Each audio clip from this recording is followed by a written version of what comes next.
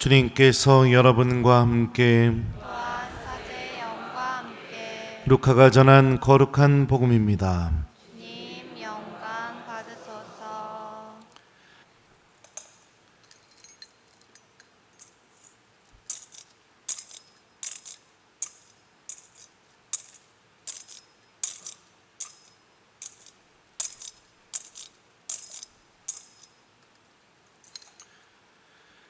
그 무렵 마리아는 길을 떠나 서둘러 유다 산악 지방에 있는 한 고을로 갔다.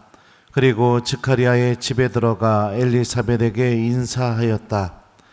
엘리사벳이 마리아의 인사말을 들을 때 그의 태 안에서 아기가 뛰놀았다. 엘리사벳은 성령으로 가득 차 큰 소리로 외쳤다. 당신은 여인들 가운데에서 가장 복되시며 당신 태중의 아기도 복되십니다. 내 주님의 어머니께서 저에게 오시다니 어찌된 일입니까? 보십시오. 당신의 인사말 소리가 제 귀에 들리자 저의 태 안에서 아기가 즐거워 뛰놀았습니다. 행복하십니다. 주님께서 하신 말씀이 이루어지리라고 믿으신 분. 그러자 마리아가 말하였다. 내 영혼이 주님을 찬송하고 내 마음이 나의 구원자 하느님 안에서 기뻐 뛰니 그분께서 당신 종의 비천함을 굽어보셨기 때문입니다. 이제부터 과연 모든 세대가 나를 행복하다 하리니 전능하신 분께서 나에게 큰일을 하셨기 때문입니다. 그분의 이름은 거룩하고 그분의 자비는 대대로 당신을 경외하는 이들에게 미칩니다. 그분께서는 당신 팔로 권능을 떨치시어 마음속 생각이 교만한 자들을 흩으셨습니다. 통치자들을 왕자에서 끌어내리시고 비천한 이들을 드러높이셨으며 굶주린 이들을 좋은 것으로 배불리시고 부유한 자들을 빈손으로 내치셨습니다.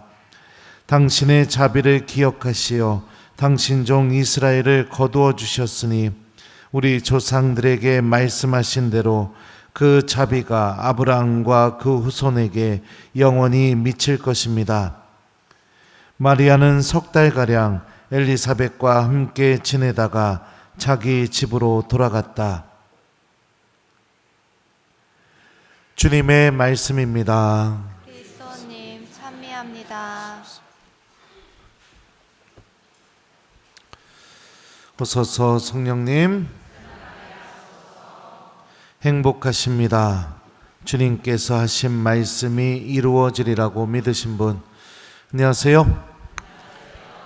오늘 성모승천 대축일입니다. 성모님께서 지니셨던 믿음에 대해서 우리 한번 생각해 봅시다. 오늘 엘리사벳은 성모님을 만나자 성령으로 가득 차서 다음과 같이 외치게 됩니다. 행복하십니다. 주님께서 하신 말씀이 이루어지리라고 믿으신 분. 성모님의 믿음의 중심은 하느님의 말씀이 이루어진다는 믿음을 갖고 있었습니다. 내가 주님의 말씀이 이루어진다는 믿음을 갖고 있다면 당연히 그 믿음의 내용인 하느님의 말씀을 기억하고 있어야겠죠. 그죠? 그리고 그 믿음이 실제로 이루어질 수 있도록 행동으로 옮길 수 있어야겠죠. 주님 말씀을 기억하고 또 그 말씀이 이루어진다는 믿음을 갖고 행동으로 옮기게 될 때 하느님께서는 그 믿음이 결국에 우리에게 어떤 열매를 가져다 주는지를 오늘 성모님을 통해서 보여주시죠. 하늘로 들어 올려져서 하느님 나라로 올라가게 되는 그런 은총이 주어지게 됩니다. 너무나 간단한 진리입니다. 말씀을 기억하고 그 말씀이 이루어진다고 믿고 그리고 실천하십시오. 너무나 간단한 진리예요. 그런데 너무나 많은 신앙인들이 외면합니다. 기억하지 않고 또 기억하게 만들려고 도와주게 되면 그걸 귀찮아하고 화를 내고 짜증을 냅니다. 그만큼 얼마나 우리들의 마음이 또 영혼이 하느님 나라와 하느님께서 주시는 행복을 갈망하고 있지 않는지를 바라볼 수 있는 중요한 또 예 중에 하나죠. 또 오늘 복음을 보게 되면은 복음의 시작 부분에 루카복음서 저자는 성모님의 행동을 이렇게 묘사합니다. 그 무렵 마리아는 길을 떠나 서둘러 유다 산악 지방에 있는 한 고을로 갔다. 그런데 이 부분을 우리가 직역하면은 어떻게 번역이 되냐? 이렇게 번역이 돼요. 그 무렵 마리아는 일어나 서둘러 산악 지방에 있는 유다의 한 고을로 갔다. 그러니까 한 가지 표현이 생략이 됐어요. 일어나 서둘러 어디로 갔다. 이렇게 성모님의 행동이 묘사가 되게 되죠. 성모님의 상황을 한번 생각해 봅시다. 결혼을 앞두고 있는데 주님의 말씀이 이루어지기를 바라는 믿음 때문에 아주 비천하게 되었습니다. 사람들의 손가락질의 대상이 됐겠죠. 험담의 대상이 됐겠죠. 시집을 앞두고 있는데 약혼한 남자가 있음에도 불구하고 임신을 해버렸으니까요. 사람들이 그것을 성령께서 이루신 일이라고 어찌 알 수가 있었겠습니까? 알아도 믿지 않았겠죠. 끊임없는 험담과 손가락질, 근거 없는 이야기들에 성모님의 마음은 찢어질 대로 찢어졌을 겁니다. 상처받았겠죠. 이런 상황에서 성모님은 어떤 선택을 했느냐? 일어나 서둘러 당신보다 더 도움이 필요한 엘리사벳에게 갔습니다. 이게 성모님의 믿음의 또 다른 모습인 거죠. 내가 상처받고 힘들고 어렵다고 해서 좌절하고 무너지고 아무것도 하지 않고 그냥 그 우울감 속에 종처럼 그렇게 살아가고 자포자기하는 게 아니라 사람들이 손가락질하고 오해 속에 있고 상처받고 아프고 힘들어도 성모님은 어떻게 하셨습니까? 일어나서 서둘러서 당신보다 더 도움이 필요한 엘리사벳에게 갔죠. 일어나다 서둘러 가다. 이게 성모님의 믿음의 또 중요한 모습 중에 하나였죠. 당신이 비천해도 도움이 필요한 이들에게 다가가서 사랑을 실천하는 것. 이렇게 성모님께서 행동하게 되자 그 성모님을 맞이한 엘리사벳은 성령으로 가득 차서 성모님께 행복선언을 하게 됩니다. 그리고 하느님께서는 성모님의 입에서 찬양의 노래가 터져나오게 해주십니다. 내 영혼이 주님을 찬송하고 내 마음이 나의 구원자 하느님 안에서 기뻤더니 그분께서 당신 종의 비천함을 굽어보셨기 때문입니다. 당신 말씀 때문에 비천하게 되었고 당신 말씀 때문에 낮아지게 되었고 당신 말씀 때문에 사람들의 손가락질의 대상이 되었고 당신 말씀 때문에 내 삶이 완전히 바닥까지 내려가게 되었는데 하느님께서는 그런 성모님의 비천함을 굽어보셨다라는 사실을 성모님께서 깨닫게 되시는 거죠. 굽어보다라는 이 그리스 말은 엠블레포라고 합니다. 전치사 n이라는 단어와 블레포라는 동사가 합쳐졌어요. n은 영어의 in입니다. 뭐뭐안. 그 다음에 블레포는 보다죠. 그러니까 4명까지 바라봄을 의미합니다. 우리나라 말로 번역하면 뚫어져라 쳐다보다, 집중해서 바라보다, 뭐 이런 의미를 갖고 있죠. 그러니까 하느님이 당신 말씀 때문에 낮아지고 비천하게 되고 그리고 형편없이 된 그 성모님의 그 모습을 뚫어져라 쳐다보고 집중해서 쳐다보고 그 4명까지 쳐다보고 계시다는 것을 깨닫게 되었어요. 무엇을 통해서요? 좌절하지 않고 일어나서 그 자리에서 일어나서 서둘러 누군가 도움이 필요한 이들에게 다가가는 이 행동을 통해서 또 무엇을 통해서요? 주님 그럼에도 불구하고 하느님의 말씀이 내 안에서 이루어진다는 이 믿음을 잃어버리지 않고 이웃에게 다가가서 사랑을 실천하는 이 모습을 통해서 성모님은 하느님께서 나의 비천함을 주님께서 아주 값지게 바라보고 계시구나 이거를 깨닫고 결국에 좌절할 수 있고 넘어질 수 있고 그리고 우울해질 수 있고 그런 상황 속에서 찬양의 노래가 터져나오게 되죠. 성모님의 입에서. 이런 믿음을 갖고 있을 때 하느님께서는 이 믿음이 바로 하늘을 향해 있고 천국을 향해 있고 영원한 생명을 향해 있다라는 것을 오늘 성모님을 통해서 우리에게 보여주시죠. 성모님의 노래에 나오는 등장인물들을 좀 봅시다. 하느님 앞에서 빈손으로 돌아갈 수밖에 없었던 사람들이요. 그들이 누굴까요? 교만한 이들, 마음속 생각이 교만한 자들, 그 다음에요 통치자들, 그 다음에 부유한 이들, 이런 이들이 하느님 앞에서 빈손으로 돌아갈 수밖에 없다고 성모님은 노래하십니다. 왜요? 마음이 교만하고 누군가보다 더 높은 자리에 올라서 다스리고 싶어하고, 그리고 다른 사람들이 부러워할 정도의 부를 이루려고 하는 그 삶 안에는 서둘러 일어나서 누군가에게 다가가 사랑을 실천할 수 있는 그 사랑의 열매가 맺어지기가 너무 어렵기 때문입니다. 그 삶 안에는 하느님의 말씀이 이루어진다는 믿음을 갖기가 너무 어렵기 때문입니다. 주님 말씀보다는 돈이 주는 부유함이 그 마음을 완전히 사로잡고, 다른 사람들이 떠받들어주는 거기에서 오는 기쁨이 그 마음을 완전히 사로잡고, 그렇기 때문에 마음은 하나님 앞에서 계속해서 교만해지게 되고, 나밖에 모르고 소위 성공한 삶을 살았다고 스스로 자기 만족 속에 빠져서 살아가지, 구원을 바라보고 하느님의 말씀 때문에 내가 낮아지고 비천해지고 무릎 꿇고 자존심 버리고 먼저 다가가서 용서를 청하고 사랑을 실천하고 나누어주고, 이런 것은 이루어지기가 너무 어렵기 때문에 그렇죠. 주님 앞에서 빈손으로 돌아갈 수밖에 없는 삶을 정말로 많은 사람들이 갈망하면서 살아갑니다. 모든 것을 움켜쥐고 다른 사람들이 너무너무 부러워하고, 그런데 결국에 그 삶은 예수님 앞에서 빈손으로 돌아갈 수밖에 없는데, 그 삶을 부러워하고 그 삶 때문에 신앙도 중단해버리고, 그 삶 때문에 기도도 멈춰버리고, 그 삶 때문에 회개도 사라져버리고, 그 삶 때문에 하느님과 함께하는 시간도 다 사라져버리죠. 기억하십시오. 여러분들의 마음속에서 어느 순간 하느님보다 더 중요한 일이 생기게 된다. 악의 유혹입니다.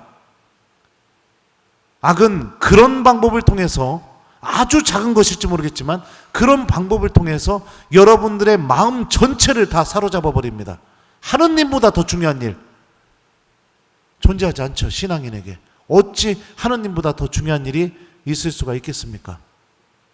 하느님을 제쳐두고 다른 것을 선택하게 만드는 일, 악의 유혹입니다. 아무리 명분이 좋다 하더라도요, 주님 앞에서 빈손으로 돌아갈 수밖에 없는 거죠.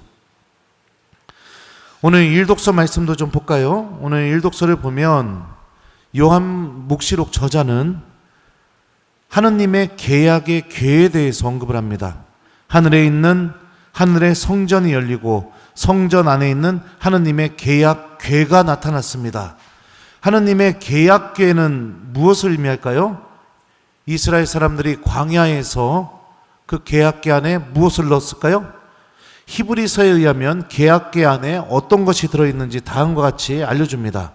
그 속에는 만나가 든 금 항아리와 싹이 돋은 아론의 지팡이와 계약의 판들이 들어있었습니다. 만나, 하느님께서 주시는 양식이죠. 그 다음에 아론의 지팡이, 대사제직을 의미하죠. 사제직. 계약의 판들, 하느님의 말씀을 의미하죠.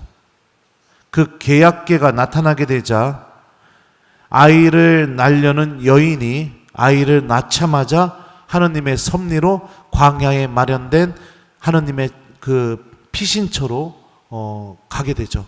철저하게 악으로부터 보호를 당하고 보호를 받는 모습을 이렇게 우리가 묵시록을 통해서 볼 수가 있습니다. 그러면 생각해 봅시다. 예수님은 요한복음에서 당신 자신을 나는 생명의 빵이다 라고 계시하셨습니다. 하느님께서 주시는 생명의 양식. 또 예수님은 누구보다도 당신의 대사제직을 수행하시면서 십자가에서 희생제사를 거행하셨습니다. 그리고 요한복음은 1장에서 예수님을 한처음에 하느님과 함께 계셨던 말씀이었다고 고백하고 있습니다. 그러면 개약의 개안에 하느님께서 주시는 양식인 만나, 사제직을 의미하는 아롱의 지팡이, 그리고 하느님의 말씀을 상징하는 개약의 판들, 이게 들어있었다면 예수님도 생명의 양식, 예수님도 대사제이시고 예수님도 하느님의 말씀이시라면 그 예수님을 잉태한 성모님은 신약의 새로운 개약 궤가 될 수 있겠죠. 성모님께서 개약의 궤인 성모님께서 함께 계시게 되자 이 묵시록에 나오는 여인은 하느님의 섭리로 보호를 받고 그리고 아들을 낳고 그 아들은 그리스도를 상징하죠. 그 아들은 이 세상 모든 것을 다스리게 될 그런 권능을 띠게 되게 되죠. 국민학교 때 한번 그랬던 적이 있어요. 달리기 시합을 이제 운동회 때 달리기를 하는데 지금도 초등학교에서 그런지 모르겠습니다. 1등, 2등, 3등 하면은 여기 손목에다가 선생님이 도장을 찍어줬습니다. 1등, 2등, 3등. 근데 저는 달리기를 그렇게 잘하는 아이가 아니었습니다. 근데 이제 달리기를 이렇게 하는데 출발하고서 막 뛰는데 2등으로 달리고 있었어요. 근데 그 레인, 그 달리기 뛰는 레인 옆에서 갑자기 저희 엄마가 막 나와갖고 박수를 치며 우리 아들 최고다, 우리 아들 막 이러니까 막 생각하지도 않았던 힘이 솟아나갖고 1등을 해서 제 평생에 여기 손목에다 숫자 1을 한번 찍었던 적이 있었습니다. 엄마가 응원해 주니까 그냥 막 힘이 솟아나게 되는 거죠. 개약의 개는 구약 성경에서 여러분들 이스라엘이 어디를 가던 개약의 개를 짊어지고 갔습니다. 그리고 솔로몬이 성전을 짓고 개약의 개를 성전에 모시게 되자 역대기 학원의 저자는 이렇게 묘사합니다. 구름이 그 집, 곧 주님의 집에 가득 찼다. 사제들은 그 구름 때문에 서서 일을 할 수가 없었다. 주님의 영광이 하느님의 집에 가득 찼던 것이다. 개약의 개가 지어놓은 빈 성전 안에 놓이게 되자 하느님의 영광이 가득 차게 되면서 그 성전이 하느님의 집으로 바뀌게 됩니다. 하느님의 영광이 가득 찼다는 것은 구약 성경에서 하느님의 현존이 드러났다는 것을 의미합니다. 그러면 신약의 새로운 개약의 개인 성모님을 우리가 마음 안에 모시고 신앙생활을 한다면요, 제가 달리기 하면서 2등으로 들어갈 수 있었는데 엄마가 있었으니 1등으로 들어간 것처럼 개약의 개가 성전 안에 들어가게 되자 하느님의 현존이 드러나게 된 것처럼 우리가 성모님을 마음 안에 모시고 우리 자신을 성모님께 봉헌한다면 우리들도 성경이 고백하는 이 신비의 주인공이 될 수 있는 거죠. 그러니 사랑하는 교우 여러분들, 성모님을 마음에 모시고 한 손에는 성모님 믿음의 본질이었던 말씀을 들고 또 한 손은 성모님과 함께 예수님의 신비를 묵상하고 기도하는 묵주를 들고 천국을 향해서 걸어나가는 신앙인이 되십시오. 말씀과 묵주, 정말 많은 신앙인들이 내던져 버렸습니다. 말씀과 묵주를 내 양손에 들게 될 때 하느님께서는 절대로 우리들의 손을 빈손으로 하느님 앞에서 돌아가지 않게 하실 겁니다. 우리들의 손 안에 하느님의 구원을 가득 지어줘서 성모님과 함께 하느님 나라로 들어갈 수 있도록 자비를 베풀어 주시고 은총을 베풀어 주실 겁니다. 오늘 하늘로 오르신 우리들의 어머니이신 성모님을 바라보며 우리들도 말씀과 묵주를 우리 양손에 짊어지고 움켜쥐고 성모님을 따라 하늘로 걸어나가는 하느님의 자녀들이 될 수 있도록 성모님께 도움을 요청하고 성령께 하나님의 은총을 청했으면 좋겠습니다. 숙제 드려요. 오늘 숙제는 오늘 여러분들 오늘 하루가 마쳐지기 전에 성모님과 함께 묵주기도 바치면서, 오늘 금요일이니까 고통의 신비지만 오늘 성모승천 대축일이니까 우리는 영광의 신비를 좀 바쳐봤으면 좋겠어요.